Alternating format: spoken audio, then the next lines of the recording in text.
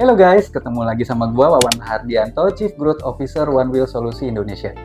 Guys, pernah ada yang dalam situasi dalam waktu 2 jam harus nyiapin materi presentasi dan dikasihnya itu dalam bentuk tabel data yang super kompleks, super susah.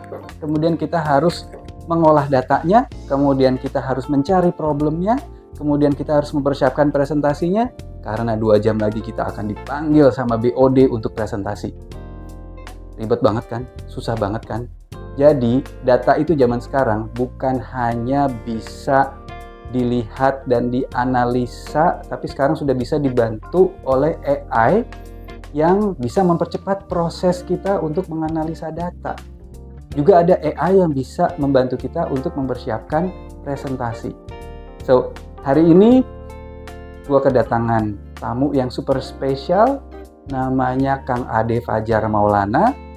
Beliau adalah trainer data literacy dan presentations yang akan membagikan, akan spill tips dan triknya untuk mengolah data dalam waktu cepat, singkat, menggunakan tools yang paling mudah dan juga bisa mempersiapkan materi presentasi dalam waktu 2 jam. Pengen tahu ceritanya? Let's walk!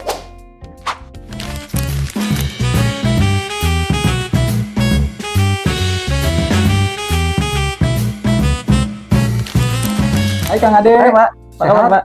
Alhamdulillah. Wah, senang banget nih ketemu sama Kang Ade. Sama-sama Pak. Guys, ini yang tadi Halo. gua kenalin ya, namanya Kang Ade Fajar Maulana.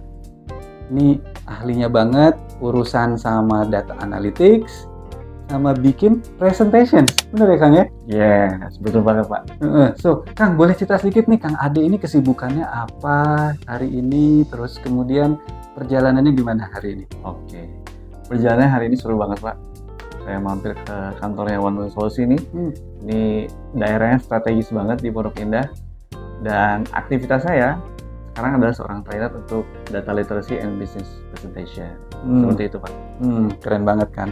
So, hari ini kita akan bicara mengenai gimana caranya kita bisa memanfaatkan data untuk mencari prospek ya guys.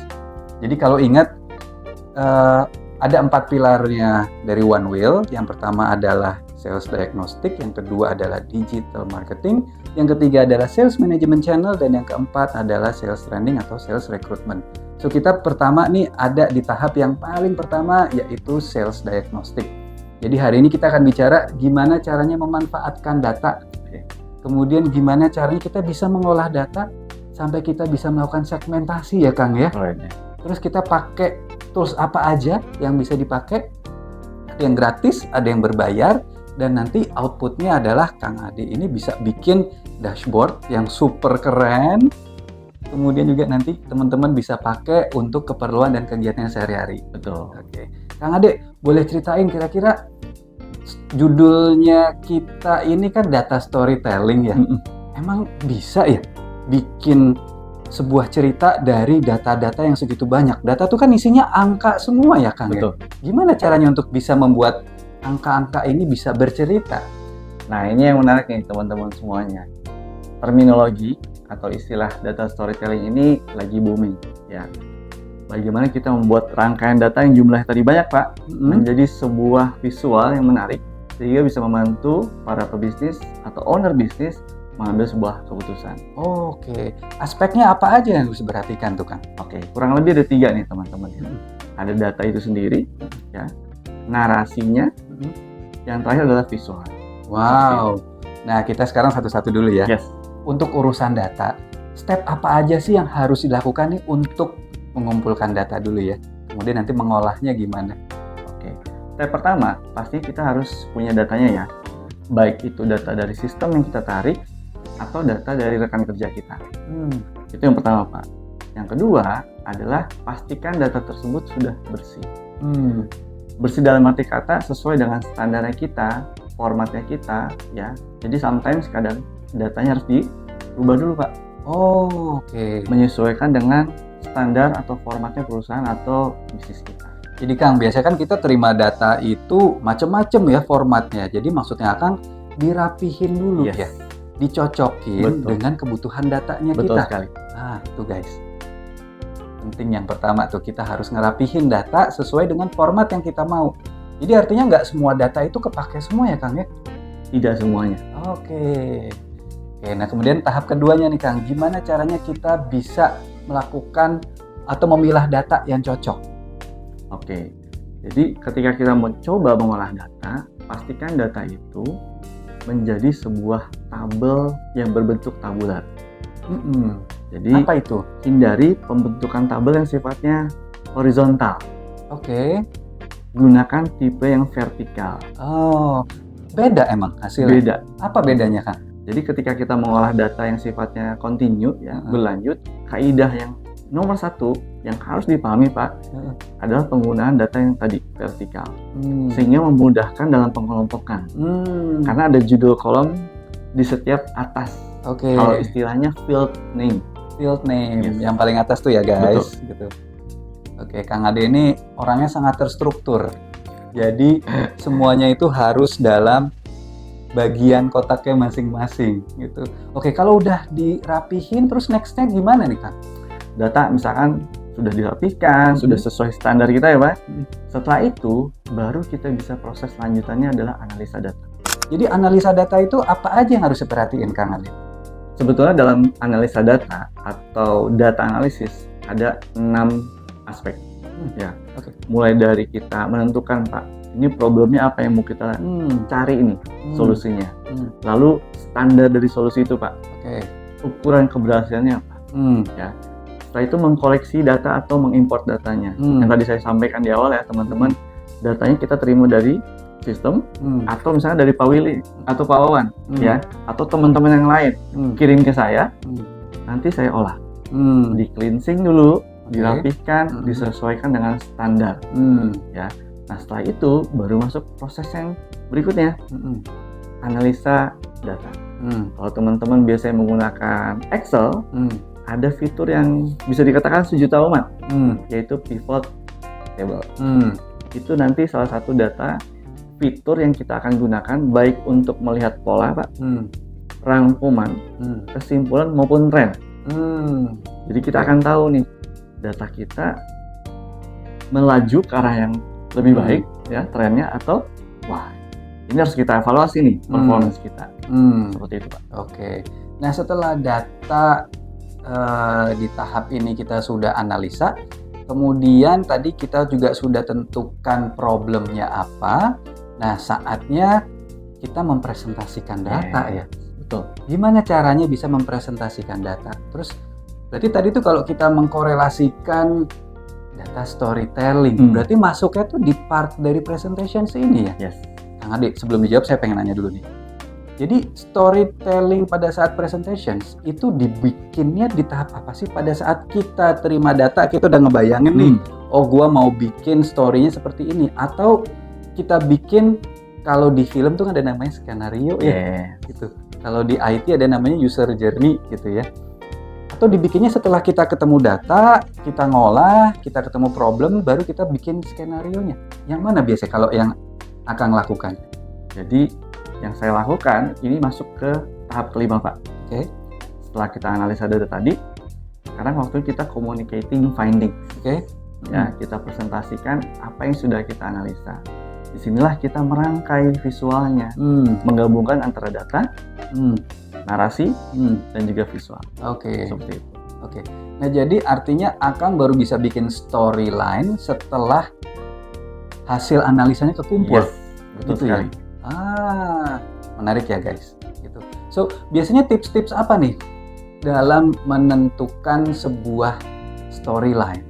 Karena kan kalau kita di depan layar laptop gitu ya, terus kita mau bikin materi presentations, itu kan kita kayak seniman ya, kita ada di sebuah kanvas putih yang kita harus pikirin, oh ini cara kita berceritanya nih ini, kan ada problem, terus ada strateginya, kemudian juga ada solusinya gitu. Gimana nih susunannya, cara Akang membuatnya? Jadi kalau ibaratnya sutradara nih teman-teman, itu kan sudah ada frameworknya ya. Dari alur cerita awal, tengah, sampai peaknya kan, berantemnya, actionnya Pak, sampai nanti damainya gitu kan ya. Atau tamat nih, atau mungkin ada plot twist nih, kawan. Nah, kalau di yang namanya data storytelling, kita punya minimal bisa pakai 2 framework, teman-teman. Ya. Yang pertama itu adalah SCQA framework. Apa itu? Kepanjangannya adalah Situation, Complication, Question, and Answer. Ya, ini satu framework yang dikembangkan oleh X dari McKinsey, yaitu namanya Barbara. Jadi kita menyusun strategi, ya, ceritanya tuh menggunakan framework tersebut. Situasi kita sedang apa sekarang? Ya, and then complication. Kalau ada masalah, masalahnya dari mana? Gitu kan? Wah, penjualan menurun. Nah, kita cari kan akar masalahnya di mana. Kita udah masuk 2 tuh, situation and complication-nya. Lalu ke question-nya, pertanyaannya. Setelah kita ketemu masalahnya, langkah-langkah apa yang harus kita lakukan? Nah, Penting banget tuh. penting banget Pak ya. Jadi kita akan tanya apa saja using the right question. Ini sebenarnya akar masalah ini apa yang harus dicari nih solusinya, dan nanti dampaknya ke depannya seperti apa. Nah, setelah ketemu akar masalahnya, dampaknya, baru kita susun Pak answer jawabannya menggunakan hal-hal yang sudah kita temukan nih dari analisa data kita yang sebelumnya. Mungkin kita ada perubahan di sisi operasional, marketing, ataupun distribusi atau aspek lainnya yang memang menyangkut performance dari perusahaan. Wih, keren banget. Kalau Akang sendiri kira-kira untuk mengolah data pakainya tadi udah pakai Excel ya? Yes. Ada lagi nggak sih Kang tools AI lain yang bantu mempercepat prosesnya? Oke, di zaman sekarang kan AI sangat-sangat membantu pekerjaan kita ya Pak. Ya, pasti. Di awal-awal tahun lalu ya, atau semester kedua, kita diperkenalkan dengan beberapa AI. Salah satunya adalah ChatGPT dari OpenAI. Nah, itu salah satu tools yang kita bisa gunakan. Nah, selain ChatGPT, teman-teman dari ekosistemnya Microsoft nih Pak, sudah bisa menggunakan yang namanya Copilot. Ya. Nah, ini teman-teman yang di laptopnya, di komputernya, di HP-nya sekarang udah punya atau udah install Microsoft, jangan lupa ya untuk mengaktifkan Copilot-nya, terus nanti di kolaborasikan dengan Excel-nya. Gimana caranya tuh Kang? Oke, jadi untuk Copilot itu kita harus pahami dulu versi Office-nya Pak. Jadi versi Office yang kita bisa gunakan untuk Copilot adalah versi Office 365. Ya, 365. Jadi versinya kan ada yang dulu pakainya mungkin 2010, 2013, 16 dan seterusnya. Itu belum bisa ya? Itu belum bisa. Nah, untuk Copilot kita menggunakannya di versi yang 365. Copilot itu apa sih Kang ngomong-ngomong? Ibarat pesawat nih, Pak Wawan. Copilot adalah asisten kita. Jadi kita yang menggunakan Copilot adalah kaptennya Pak. Kapten yang kita coba untuk menentukan arah ke depan. Nah, sometimes kapten itu butuh input nih Pak. Kapten butuh input, butuh saran, butuh kayak, oh Pak, stop dulu, jangan kesana dulu nih, Kapten, stop dulu. Nah, arahnya diganti atau ya, kecepatannya. Betul. Itulah peran Copilot sebagai asisten kita. Oh, jadi artinya kita sebagai manusia tidak akan tergantikan sama robot dong ya? Betul. Justru kita dibantuin nih sama si robot Copilot ini supaya kita bisa langsung, sebelum aku ngambil keputusan udah ada asisten Copilotku gitu mungkin ya? Betul. Oke. Nah, kalau penerapannya dalam presentasi itu gimana tuh Kak? Ini menarik nih. AI membantu kita dalam pembuatan presentasi khususnya narasi. Jadi mungkin dulu kita harus meeting lama Pak dalam menentukan narasi. Asisten kita, baik itu ChatGPT ataupun Copilot ataupun dari Google Pak, ada Gemini ya atau Gemini, nanti yang akan membantu kita membuat narasinya Pak. Dari data yang sudah kita olah sebelumnya di Excel. Seperti itu. Jadi kita nggak usah bingung-bingung. Kita nanti mau buka judul apa, outline apa, narasi slide berikutnya apa, kita set semuanya di ChatGPT atau Copilot. Hasilnya nanti mereka akan mengeluarkan untuk kita Pak. Keren banget ya. Nah, terus nanti biasanya kan kalau kita meeting misalnya sama bos kita gitu ya, terus si bos ngasih kerjaan jam 2 siang. Terus si bos bilang, Mas Ade, bikinin ini karena aku jam 4 sore mau ketemu sama CEO. Padahal ini bentuknya masih data mentah. Hmm. Ada nggak sih cheat sheet-nya supaya kita bisa dalam waktu 2 jam mengolah data dan kedua langsung mempersiapkan presentasinya? Ada, bisa tolong di-spill nggak gimana Oke. caranya, Kang? Diminta tantangan dari bos nih ya. Misalkan leader kita bilang dalam waktu 2 jam tolong provide slide presentasinya berdasarkan data mentah ini ya Pak. Nah, jadi teman-teman jangan takut. Beberapa tools yang ada di Office ya, seperti Excel, kita punya yang namanya dapur. Ya, kita punya dapur, istilah sekarang mungkin kerennya back-end ya. Back-end yang bisa mentransformasi data kita lebih cepat. Sehingga menghasilkan sebuah data yang bersih, sehingga ketika kita mau cari kesimpulannya Pak, atau rangkumannya, itu bisa lebih cepat lagi. Jadi data Bapak nanti misalkan dari Excel, dari CSV, dari PDF, atau misalkan dari Google Sheet Pak. Bapak mau olah di Microsoft Excel ya, itu akan dibantu Pak dengan dapurnya Excel. Ya, namanya apa? Namanya Power Query. Penjelasan detailnya nanti Pak ya. Wih, tunggu nanti di kelasnya Kang Ade ini ya guys. Kang, sebelum kita tutup mungkin kita pengen ngobrol nih mengenai contoh bisnis case gitu ya.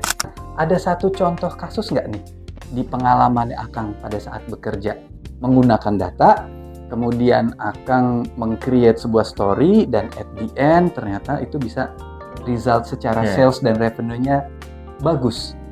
Oke, ini ada yang menarik contoh teman-teman dari bisnis telekomunikasi ya. Jadi misalkan situasinya penjualan menurun Pak. Dibanding tahun lalu ada penurunan nih. Kenapa sekarang turun? Teman-teman BOD, teman-teman leader ya, CEO mungkin berpikir, wah harus ada yang dilihat dulu, harus ada yang dianalisa. Nah, setelah dianalisa dengan data yang kita coba olah nih Pak, ternyata bukan masalah di sales, bukan masalah di lapangan ya, tapi ada di teman-teman customer service kita. Di mana mereka mempunyai satu challenge, harus mengelola ya atau memanage yang namanya keluhan dari para usernya dengan tim yang terbatas. Setelah dilihat masalahnya, ternyata departemen CS itu Pak ada yang resign. Jadi tim membernya kurang. Kekurangan orang dong. Kekurangan ceritanya orang. Ya. Nah itu yang tidak bisa dilihat dari kacamata BOD. Teman-teman manajer lah di situ harus take action untuk mengolah data dan mempresentasikannya ke teman-teman BOD atau ke para BOD untuk mengungkapkan fakta bahwa penurunan penjualan ini ada dari yang namanya impact resign atau keluarnya beberapa teman-teman di customer service. Seperti itu Pak. Nah dari situ kan nanti kita bisa lihat tuh, wah dari keputusan BOD, apakah BOD mau untuk approve ya karyawan baru atau ada strategi baru, solusi baru yang nanti bisa ditawarkan oleh teman-teman BOD. Seperti itu Pak. Ada cerita lain Kang yang bisa di-share? Bisnis case yang lainnya, misalkan produksi dari sebuah AMDK, air minum dalam kemasan. Kenapa turun gitu ya? Laporan diterima oleh top manajemen melihat kok turun ya. Again, kalau misalkan dia subjektif, dia akan menyalahkan entah itu tim salesnya, entah itu tim lapangannya, distribusinya, gitu ya. Ternyata setelah dilihat Pak, masalahnya itu adalah di produksi. Produksi di mana mesin itu ternyata butuh waktu yang namanya istirahat Pak. Mesin butuh namanya waktu untuk di-maintain. Nah, maintainnya itu kalau kelewatan jadwalnya Pak akan mempengaruhi produksi. Jadi lebih sedikit. Yes. Gitu. Jadi kebutuhan di masyarakatnya tinggi, tapi kita tidak bisa memproduksinya. Karena ada trouble di departemen produksinya. Wah seru ya guys tuh. Pentingnya untuk bisa menganalisa data. Jadi nanti pada saat teman-teman dipanggil sama bos, sama BOD, terus harus mempresentasikan data, itu kita bisa punya sumber yang terpercaya. Karena setiap keputusan yang kita ambil itu harus berdasarkan data. Betul. Ada faktanya ya guys, gitu. Oke, seru banget ya.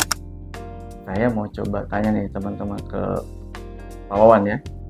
Pak Wawan pernah nggak punya pengalaman dari kliennya Pak Wawan yang pusing mengambil sebuah keputusan ya karena tidak adanya data? Pernah nggak ada momen seperti itu, Pak? Ada, saya ambil satu case ya. Jadi ada satu klien kita di FMCG, itu dia harus jualan 80.000 produk di supermarket. Oke. Gitu. Nah, challenge-nya adalah dalam waktu 3 bulan dia harus menjual 80.000 nih guys. Gitu. Pada saat mereka datang ke kami, itu udah jalan 1 bulan. Oke. Deadline-nya itu cuma dikasih waktu 3 bulan Kang, menjual 80.000. Wow. So can you imagine 3 bulan 80.000 harus laku gitu. Di bulan pertama datang ke kita baru lakunya 14.000. Jauh sekali, Pak. PR-nya masih 66.000 dalam waktu 2 bulan. So, yang dilakukan pertama adalah first step-nya di One Wheel itu kita selalu sales diagnostic dulu. Oke. Kita bedah datanya dia, data penjualannya dia. Kemudian kita bedah juga profil calon pembelinya. Ternyata problemnya adalah salah target market. Penggunaan produknya sedikit. Begitu kita masuk ke bulan kedua, kita ganti strategi salesnya. Kita kerjasama dengan supermarket ini untuk bikin promo, kemudian pakai digital marketing kita boost, sambil kita pakai AI agent kan. Oke. Wah, menarik tuh, Pak. AI Seru agent, ya? Pak. Jadi kita kumpulkan 100 pemilik usaha, nomor-nomornya itu, kemudian kita kirimkan pesan. Kalau beli produk ini dalam kuantitas besar akan dapat diskon, tambahan produk, periodenya terbatas. Salah satu kunci suksesnya adalah kita bisa mentransform volume pembelian dari yang tadinya satu orang hanya beli 1 volume, ini dia bisa beli sampai 20 kali volume lebih banyak. Ini semuanya start dari data semua, Kang Ade, guys. Diagnostik data ya, Pak ya? Yes, itu dia pentingnya zaman sekarang ini, terutama untuk teman-teman yang sekarang nanti lagi menggunakan AI semuanya, itu definitely harus start dari data semua tuh guys. Gitu. Nah, pengen tahu lebih lanjut, ini bagian pertama ini adalah fondasinya semua kegiatan sales dan marketing. Detailnya gimana cara kita nanti dapetin data, mengolah data, kemudian nanti kita ngobrol sama AI untuk bikin storytellingnya, bikin storyboardnya, sampai nanti presentasinya, toolsnya kita pakai apa aja, kita akan share di kelas khusus yang nanti akan diajarkan langsung oleh Kang Ade dan saya. Oke guys, so sampai ketemu lagi Kang Ade. Sama-sama, Pak Wawan. Senang banget bisa ngobrol hari ini. Sip, sama-sama, Pak. Kita sapa dulu teman-teman kita di sini. Sampai ketemu Sampai ketemu di kelas ya guys. See you. See you. Thank you. Bye.